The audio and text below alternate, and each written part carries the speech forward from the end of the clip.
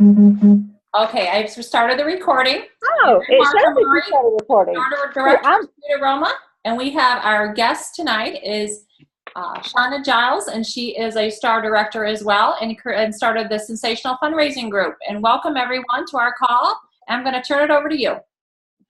awesome. Thank you so much. Thanks for having me. And I know I'm going to go ahead and tell y'all we won't be able to cover everything with fundraising in the 30 minutes. I know that for a fact. So feel free to message me on Facebook if you have any additional questions. But since we're limited on time, I'm going to go ahead and get started. The one thing I want to start with is a lot of people have questions about getting fundraisers and competing with other fundraising companies out there. And one thing I have learned that is a really good tip is you have to get out there and sell yourself, because even though we cannot give back as the 50% like a lot of fundraising companies can, what we can offer is our services.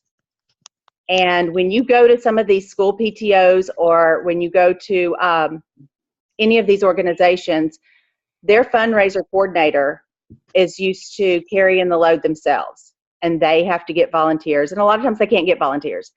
So when you talk to them about a Scentsy fundraiser, yes, you want to let them know the money that they can raise with it and how easy it is to raise the money, but you want to also sell yourself and your services. And I know that might sound a little crazy, selling yourself, but that's really what will get them. And to be honest, the schools that I have done, that's what they appreciate the most, is the fact that they don't have to lift a finger. I get the packets together, and we'll go over what I put in my packets. I get all the packets together, I deliver them to the schools or to the organization.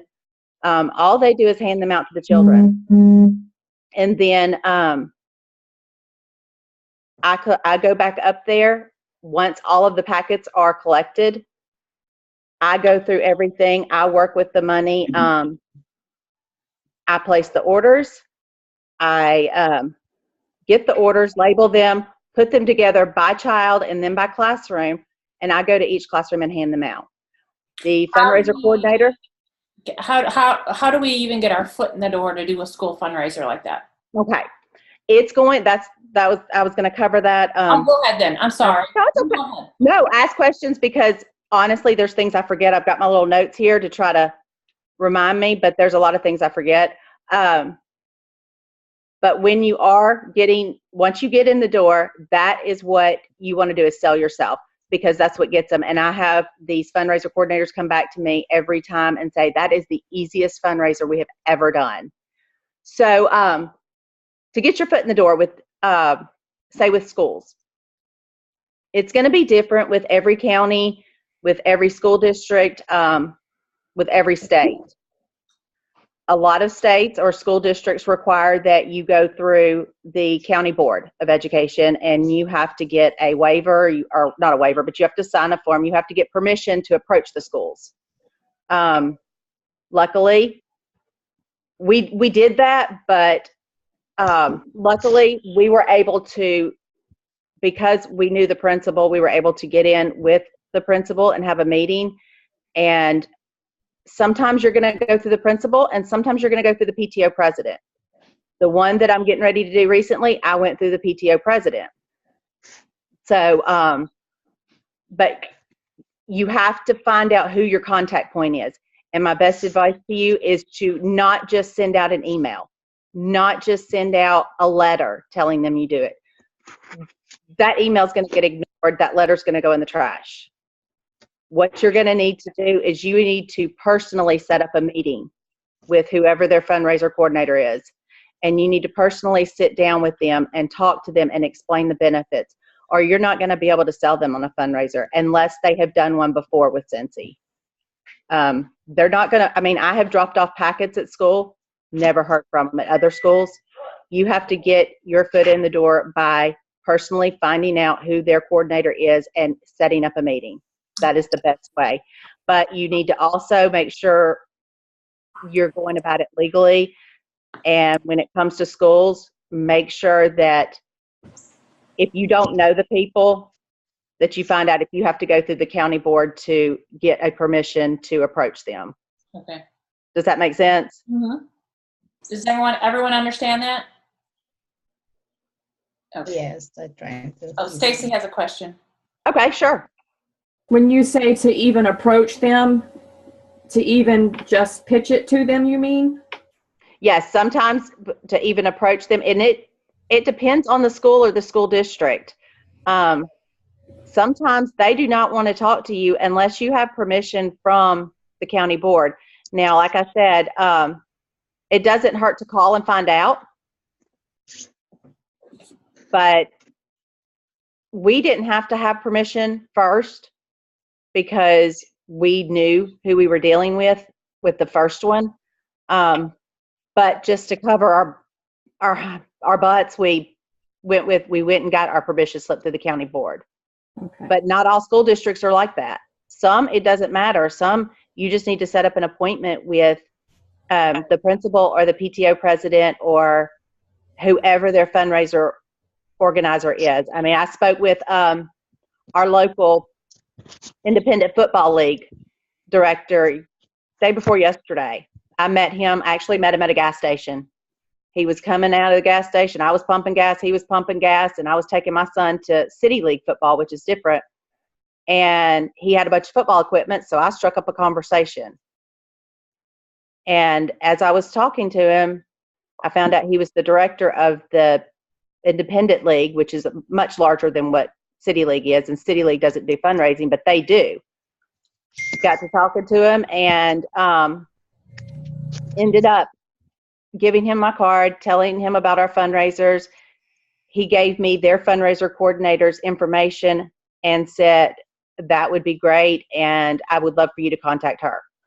And that all came from just a gas station conversation because what I did is I looked for something we had in common. I had a football player in the car. He looked like a football coach. He had football equipment with him. So I struck up the conversation by something we had in common. And that's kind of the things you have to look for. I knew that independent league did fundraisers just from living here.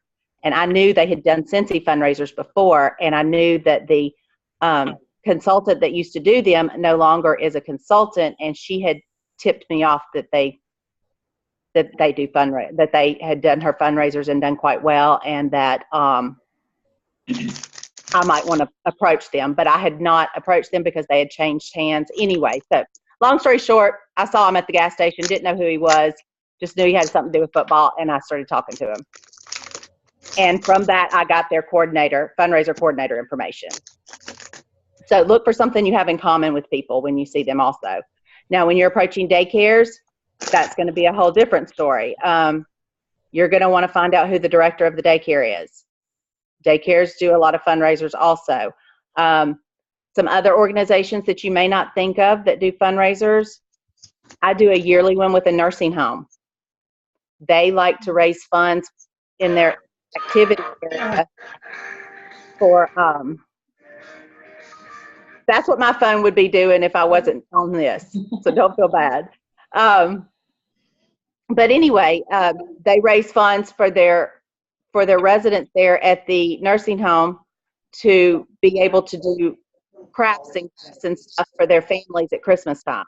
Okay. So every fall I do a fundraiser with them, and they like to do it both ways. They like for me to come there and set up kind of a booth,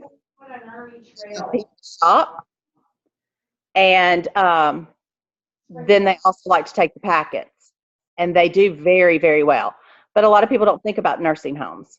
Yeah, I wouldn't have. Okay. So I'd never thought of them either, to be honest. And they contacted me because of some posting that I had done on Facebook. So I'm trying to think. Of course, there's the regular cheer, football, dance. I'm getting ready to do one for dance.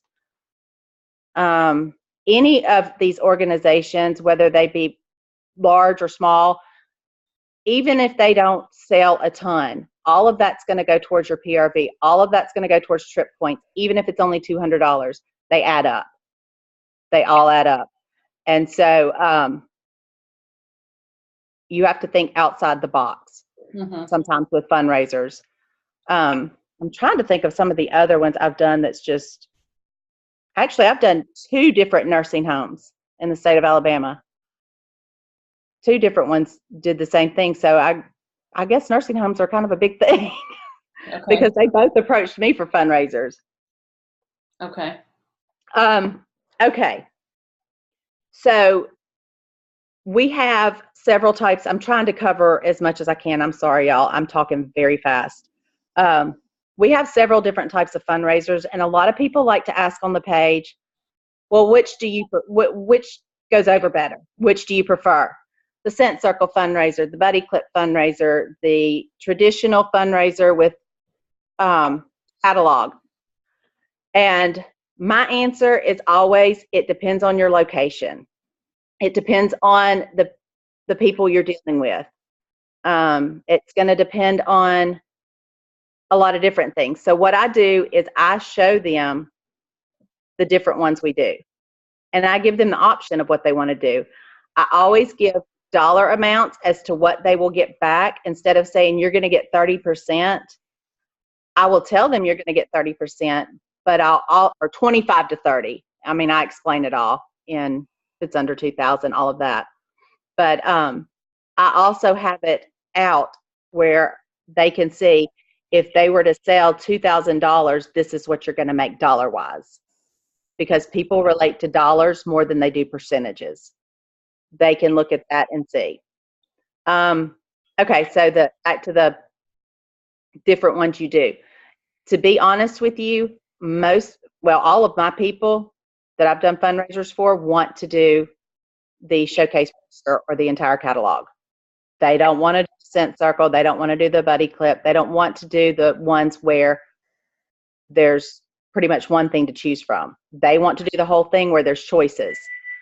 So, but that's me here, and that's my people. I have I have a guy on my downline. He does very well with Scent Circle fundraisers, and that's what a lot of his people want to do, are the Scent Circles. So that's something you're going to have to decide which way you want to go and what you want to offer, and maybe show it to them and see what they want. Okay. So I'm going to go straight into really quick. How much time do we have left? Probably about 15 minutes. Okay. I'm going to go straight into what I include in my packets, because I have a lot of people ask that question. I tried to go on the page earlier to kind of see what questions people ask the most. So I've got one of my packets over here. In my packets, I always use the fundraiser envelope, if y'all can see that. I always use the Scentsy fundraiser envelope. I think it looks more professional. I think it looks more like, hey, I'm doing a Scentsy fundraiser, not I'm putting it in a manila envelope and just handing you something. It looks like a fundraiser. And it's got fundraiser instructions on the back, which is great. You can label it. This is not one that has all my stuff in it. That's okay, I got another one. I keep packets ready to go because even if it's an old catalog or an old one in there, just because, what did I do with the other one? Just because I want to be able to grab it and show them. So I always have packets ready to go, and maybe I didn't grab my ready to go packets over here, but okay. So this is an old one, y'all. I will put on the outside, I just make this in Word or whatever, and I don't know if you can see it, it's just a basic little sheet of paper I print out and I highlight that's going to tell them the due date, because it's all inside the packet, but I'm going to tell y'all now, they don't always read that. Right, yeah. So I always put the reminder on the outside. And what it has, it just like this was for a Washington, D.C. fundraiser where the kids were going on a field trip to Washington, D.C. I just said, dear parents, please see enclosed sheet for all information. There's some great new products and prizes, which I gave. If it's kids, I give prizes. Return fundraiser to Bridget Roberts, which was who the coordinator was, by Sunday, February 14th. Please help support your child by participating in this fall fundraiser. If you have any questions, please contact, and I have my contact information. And I staple that to the outside, so that's the first thing they see. Can you take a picture of that and put it in your fundraising group so we can see it? I can. Okay. Actually, I have the document where I did it, and you just have to, because every time I save these, and all I do is replace the information each time. Right. Sure. So Okay. My computer crashed this summer, so I lost a lot of my stuff, and I'm recreating it. Okay. So if I still have that, I can just upload the document. Okay. So in my packets, the way I do it, and all of this stuff is on the page. A lot of it needs to be revamped, and I'll be doing that when I start these fall fundraisers I'm doing. But I have the parent information sheet as the very front page, so that's the first thing they see. So, and you can look that sheet up. It's on the page, and I'm not going to go through everything that's on here because it takes too much time.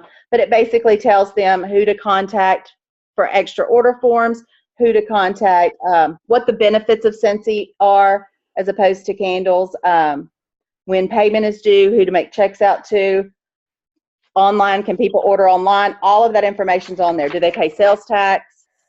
And sales tax is a whole different story. Sometimes they have to pay sales tax, even schools, and sometimes they don't. So if they have to pay sales tax, I include, and this sheet's on there too, a tax cheat sheet. And of course, it's got to be revamped with new stuff. But tax cheat sheet, it doesn't have to have everything on it. It just has to give them an idea where they can look at it and say, oh, that is $35. Okay, well, then it's going to be $38.50 with tax. Just something so they have a quick reference. They may or may not use it, but I do include it, and it's just a one-page sheet. Now, Martha, I meant to ask you before I wanted to show this, and I'm going to tell y'all the deal with this because I had somebody ask me the other day. Order form-wise, that is an iffy thing. Yeah. When you're dealing with 800 kids, 1,000 kids in a school, there is no way you can possibly include our regular order forms in there. It would cost you a fortune. And I'm just going to tell y'all that. And I have talked to Jason Harwood. I have talked to some other people at home office. I begged them to bring these back. When I did my fundraiser training in Vegas for family reunion, I told them I was going to show these. Now, compliance sometimes will tell you those are out of compliance, you can't use them. But I let them know, and Jason did not have a problem with me showing them and using them. No, I don't have a problem. Go ahead. Yeah. I did not ask you about it, and I meant to.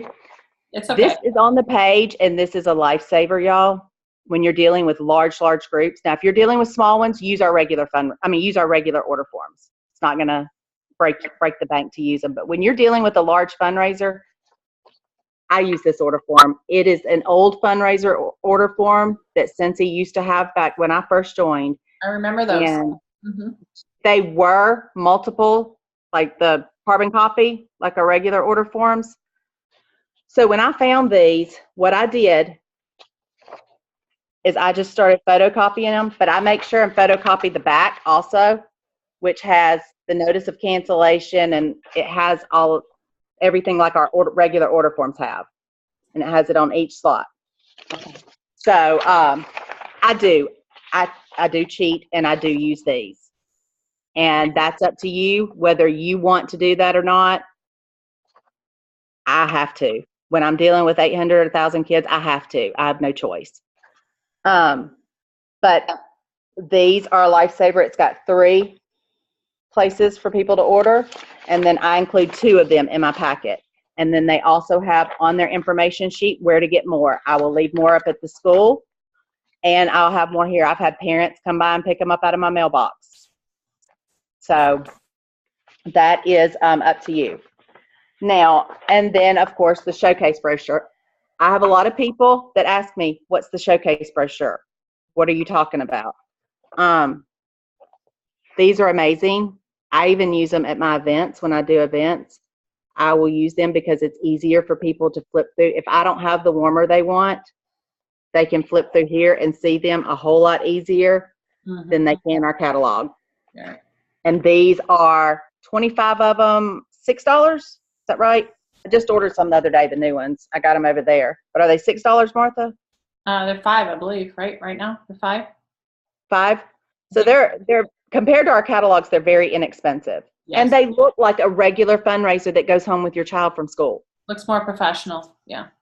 It does. These are amazing. So that's the last thing. That's what I put in the back. That way they have to flip through my paperwork or see my paperwork before they get to this. They have to know that paperwork's there.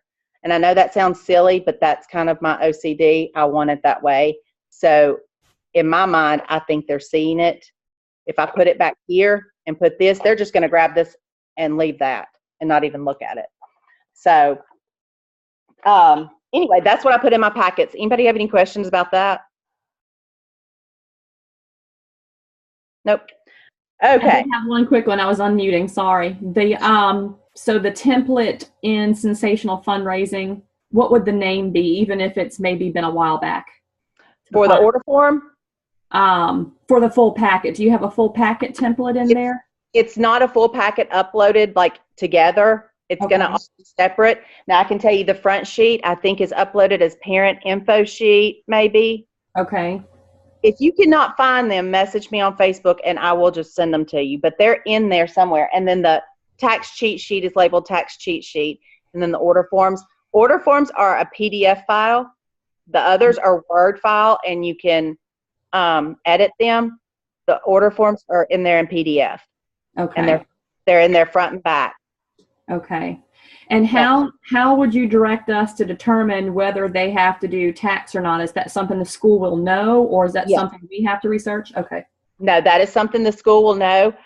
Some schools will be tax exempt. When I do fundraisers in Alabama, where I'm from, in the place where I'm from, their schools, for some reason, they don't have to charge tax and they're tax exempt. Our schools down, we have to charge tax because they see it as reselling a product and they have to do tax on it. So the way a lot of these fundraising companies get away with it is they include tax already in their price and then just round it up to make it an even, say $20 or $10 for a bucket of cookie dough. They've already got it included. But we do have to charge tax. And honestly, I thought it was going to be a problem at first. It has been no problem whatsoever. I've had zero problem with charging tax. So, yeah. Okay, thank you. You're welcome. Okay. Where is I have a quick question. Okay. I have a fundraiser that's going to be starting the beginning of October, and she asked me now while we're waiting. I'm starting to get the stuff together for it. But she's like, is there anything she should be doing to maybe help promote it? And I didn't really know what to tell her. I said, no, not really. But what do you say? I say yes, go ahead and start promoting it. Go ahead and have it set up on your workstation. Go ahead and give her the link to it. If she wants to create an event on Facebook, she can, or if you want to create it for her, but start promoting it. Tell them when it's going to start, because when I do a fundraiser, I let my fundraisers last 2 weeks. That's something I forgot to cover. They last 2 weeks and that's it. I close them out after 2 weeks because you're going to have stragglers and I let them come in. But if you let it go too long, people forget about it. So they've got that 2 week window to order. Well, with me, they do. So the more you promote ahead of time, the more excitement you're going to create for it. If they want to do the event on Facebook, you can go ahead and start posting different things and getting people excited about it. But I say, yeah, go go for it and start promoting early. Okay. And if So you they can get do the do word a out. Facebook event, okay. If they do a Facebook event, do you post in there like once a day, or how like frequent do you do that? You can, I kind of play it by ear and see how the people in the group are. I would try to post in there once a day. Now I haven't set up an event since Facebook made this change. So I don't know if you can do this on an event page, but I know on our group pages now, you can schedule posts, which is awesome because there's a lot of times I get busy and I can't post. So when I am just sitting there, I will schedule certain posts to go on my team page. Have you seen that option now, Martha? Facebook offers that now? No, I haven't. Not through Facebook. I've used Scentshare. Yes, I've used Scentshare. But I didn't know Facebook had that. On our group pages now, and I need to check it out on the event page. Okay. On our group pages, you can schedule posts. Okay. So do you do a lot of online fundraisers too, or no? I do not do a lot of, I personally don't do a lot of online fundraisers. I've never had success with them. People do not, they tend not to pay attention to them, at least with me. Now, that doesn't mean that someone else is not going to have a lot of success with it. It's always worth trying. Okay. Okay, so what other questions do we have? I know we're running low on time. We have 10 minutes left. Oh, okay, cool. Okay, so mission trips. That's one I forgot. I found my little list here. Mission trips, good fundraisers. Youth groups, great fundraisers. When they're getting ready to go on any of their retreats, they like to raise money to be able to pay for their retreats. And of course, the mission trips. I have some friends here that do a lot of mission trips, and we do fundraisers. And when we do those, a lot of times we'll start it out with a home party. And the only difference is I'm not making the commission. She's getting my commission towards her mission trip. Right. That's been my most successful fundraiser, is a open house type fundraiser. Those work wonderful. I've had the most success with those. Yeah, those always work wonderful because people know that they are supporting a cause. They're not there just to buy some Scentsy and just go to a party. They're supporting a cause. Mm-hmm. And they tend to spend more, and they tend to, because they want to support them. Right. So the ones I do for mission trips, we usually do a home party. I give her my bag with scents, like a basket party. I give her that about a week ahead of time. Then we do the home party, and then I let her keep it for a couple of more days, and then we close it out. Okay. And that's how those work wonderful. I have a question. So is that an individual person who's doing it for themselves, like their mission trip, or is it's not the group? It's just no. That person. And you can that still is just that person. And you can still write that off, even though yes. they're not an organization. Okay. Yes, because I actually make my check out to the organization that she's going through for the mission trip. I see. Okay. All right. Cool. Yeah, and they give me a receipt for it. I did an open house fundraiser. Actually, this was when I lived in Illinois, for one of my neighbor's friends who had cancer. Mm-hmm. And she promoted it big time. She put it in the paper. She mailed out postcards. Oh, wow. 3 hours, we sold over $3,000. I remember that. Yeah. And it was she was a cancer patient, and the community really rallied together to help her out. Okay. And that's what you're going to find a lot of time with fundraisers. A lot of times with fundraisers, you're going to find that when it comes to, especially the individual ones like that, like what you did, or the mission trip individual ones, or people want to help. They want to come together. And the good thing about Scentsy is they're getting something out of it for themselves as well. Right. So, and then we're able to give back. Mm-hmm. So those are always good ones. Another thing, when you are doing the fundraisers, you do want to promote them. We were just talking about promotion. You want to promote them.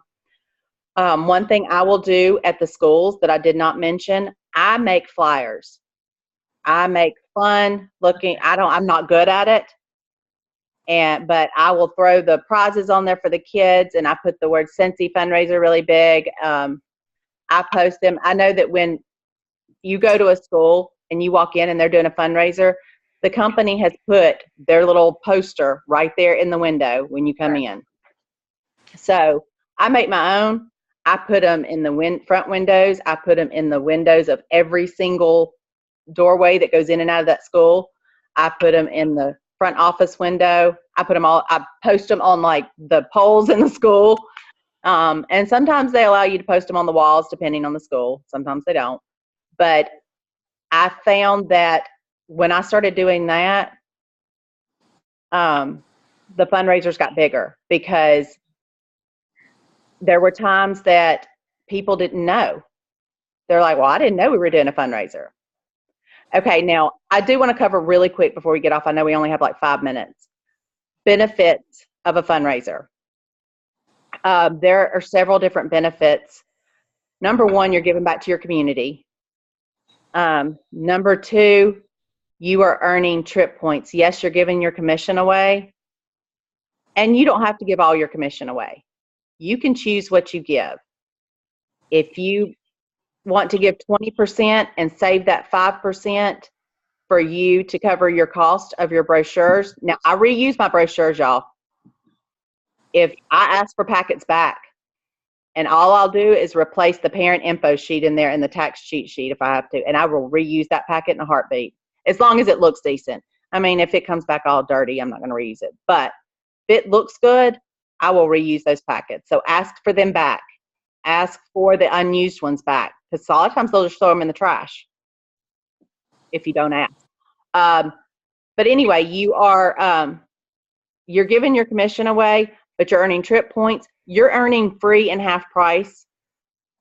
So you can turn around and sell those products you get for free and half price and recoup some of your cost of your fundraiser.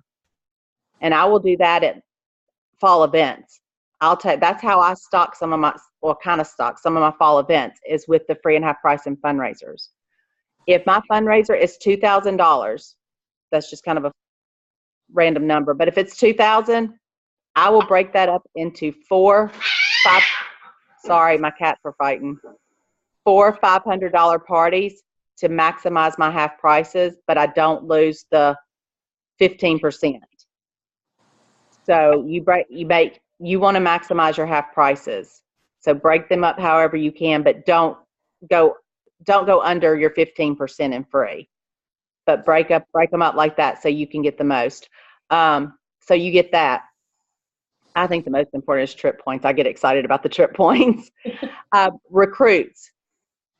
I put a $99 sticker on the outside of my showcase brochure, so that way they see that. I have gotten recruits from our fundraisers. Parties. Some of my fundraisers, what I will do is I will put in there, and there may be one uploaded to the page where it says that. I will put in the parent info sheet that and I don't know if this one has it, if they book a party and tell me they got their information from this fundraiser, I will give 10% back to that organization from their party. So I'm not giving away my whole commission, but it's a little perk. That organization is going to get 10% more back from this party. So I'm still keeping some of my commission. So like I said, parties, new recruits, new customers, big deal. You have people moving in and out of school systems all the time. They may not have a consultant, and I have found so many new customers through fundraisers. They don't have a consultant. They don't know where to find one. They just moved here. And as a matter of fact, I got a new team member that way. She needed a consultant. She ended up joining from that fundraiser. So those are just some of the benefits. There's a lot more, but that's some of the benefits. But I know we're low on time, and I know I've covered a ton of information, and I know I spoke really fast, and I apologize. It has been wonderful. It's been good.